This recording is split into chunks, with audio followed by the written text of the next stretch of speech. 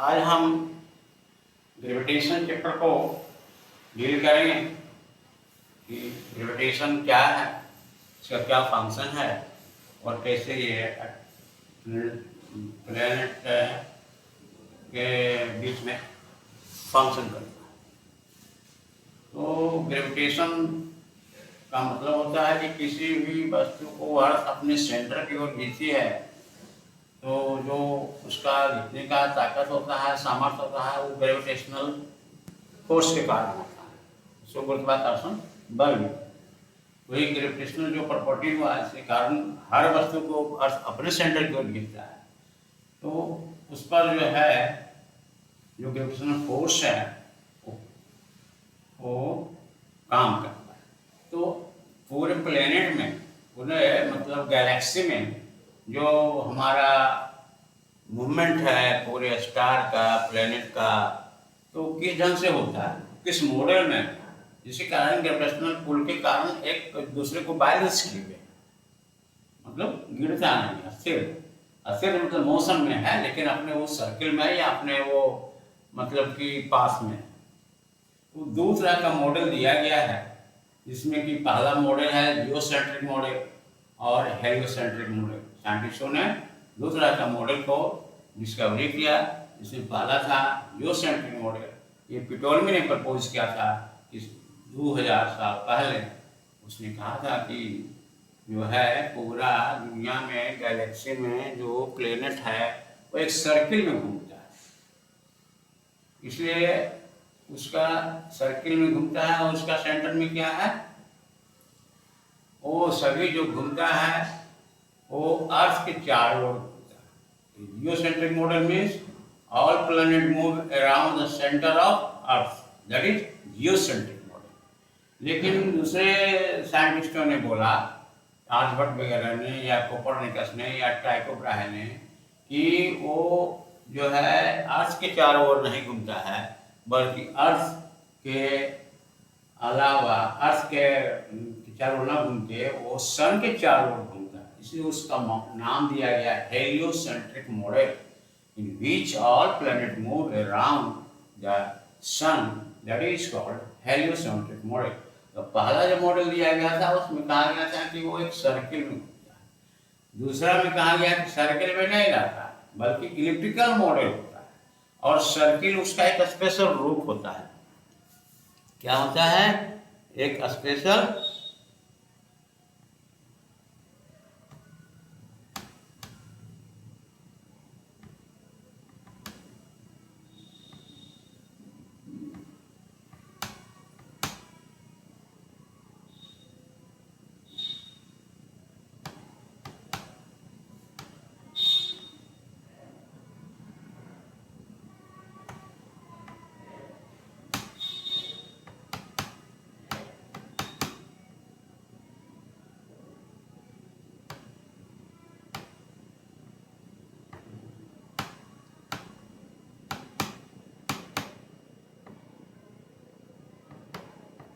एक स्पेशल रूप होता है, और इसी कारण वो जितना प्लेनेट है वो सन की ओर घूमता है।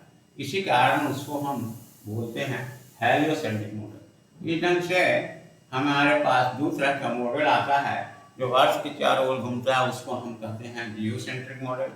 जो मतलब कि सन के चारों ओर घूमता है, जिसमें उसको हेलियोसेंट्रिक मॉडल बोलते हैं। तो हेलियोसेंट्रिक मॉडल को अधिकतर वैज्ञानिकों ने सपोर्ट किया। उसमें कोपरनिकस है, टाइको ब्राहे है और बहुत सारे लोग हैं। और इसी के आधार पर जो है केप्लर ने कंपाइल करके 3 नियम दिया, उसको केप्लर्स लॉ ऑफ मोशन कहते हैं। 3 लॉ उसने, या केप्लर्स लॉ ऑफ मोशन कहते हैं, जिसके आधार पर आगे न्यूटन ने यूनिवर्सल लॉ ऑफ ग्रेविटेशन का डिस्कवरी किया, इनोवेशन। तो केप्लर ने 3 लॉ दिया। वो 3 लॉ कौन कौन है? पहला है लॉ ऑफ ऑर्बिट, दूसरा लॉ ऑफ एरिया, तीसरा लॉ ऑफ पीरियड्स है। तो पहला जो लॉ ऑफ ऑर्बिट्स है, जिसमें कि जितने भी प्लैनेट घूमते हैं जिसके सेंटर में सन है, वो एक फिक्स्ड ऑर्बिट होता है। ऐसा कि फिगर में दिखाया गया है 1 और 2 में। तो पहला जो फिगर है वो सर्किल रूप है, दूसरा फिगर है ये एलिप्टिकल रूप है, और मेनली ये इलिप्स रूप ही रहता है, इलिप्स फॉर्म ही रहता है। सर्किल इसका एक स्पेशल फॉर्म है। इसमें पी जो है पेरीहेलियन है और ए जो है एपहेलियन है। दोनों के बीच का जो एक्सिस कहलाता है सेमी मेजर एक्सिस। पेरीहेलियन एक पॉइंट हुआ, दूसरा पॉइंट क्या हुआ एपहेलियन।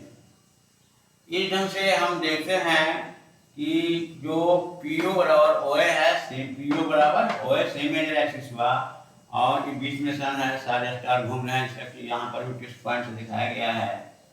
तो ये रेडियस हो गया, ये रेडियस हो गया, ये रेडियस हो गया।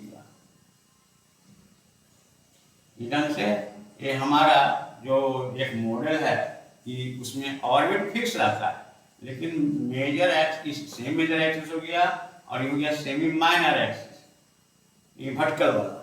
तो इस ढंग से ये इलिप्स के रूप में घूमता है, और सर्किल जो हुआ एक पार्टिकुलर फॉर्म हुआ उस मूवमेंट के पास का।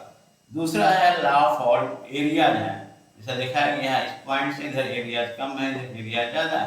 प्लेनेट घूम रहा है सन के चारों ओर।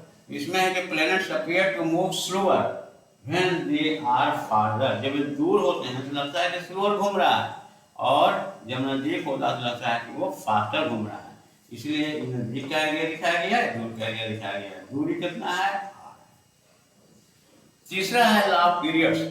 The square of the time period of revolution of a planet is proportional to the cube of the semi major axis of the ellipse traced out by the planet. It means q बराबर t square by a cube, where q is the quotient, t is the time period, a is the semi major axis.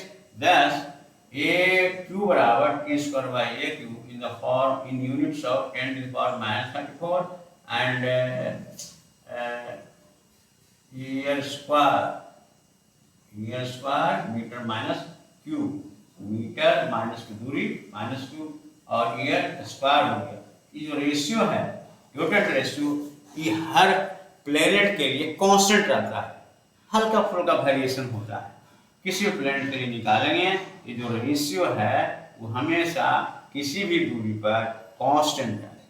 इसीलिए कहा जाता है कि law of periods, मतलब कि period very नहीं करता है, दूरी कुछ भी हो सकता है, टाइम पीरियड कुछ भी हो सकता है, लेकिन ये जो क्वोटेंट रेशियो है दैट इज ऑलवेज कांस्टेंट। इसी कारण इसको लॉ ऑफ पीरियड्स कहा जाता है। इस ढंग से हम देखते हैं कि केपलर ने 3 लॉ प्रपोज किया, इसके आधार पर आगे चल के न्यूटन ने न्यूटन लॉ ऑफ ग्रेविटेशन दिया या यूनिवर्सल लॉ ऑफ ग्रेविटेशन दिया, और उसने कहा कि उन्होंने कहा कि सारी वस्तु जो है वो नीचे की ओर गिरेगा, क्योंकि अर्थ का ग्रेविटेशनल पुल जो है सेंटर की ओर लगता है।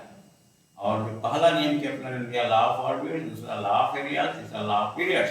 इसी के आधार पर पूरा यूनिवर्सल लॉ ऑफ ग्रेविटेशन को डील किया जाता है।